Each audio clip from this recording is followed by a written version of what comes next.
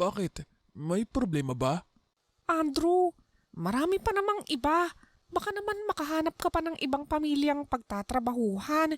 Mukhang kagalang-galang at magaling na abogado ka naman. Hanap ka na lang ng iba.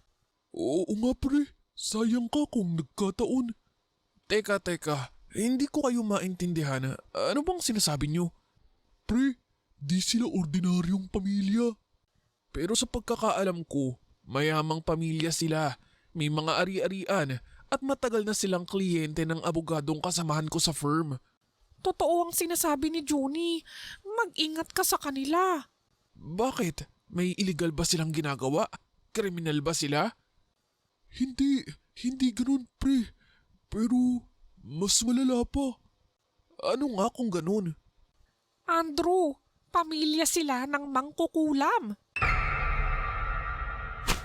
Ani, Johnny, masyado niyong tinatakot ang bagong salta sa atin. Baka mamaya, hindi yan magtagal rito. Hello mga kamisteryo! So dun po sa mga nabitin sa mga storya dito sa TikTok, huwag kayong mag-alala kasi buong buo nyo silang mapapakinggan sa aming YouTube channel na Misteryo sa Dilim TV. At huwag nyo pong kalimutang mag-subscribe para po mapakinggan nyo pa yung ating mga susunod na mga kwentong kababalaghan.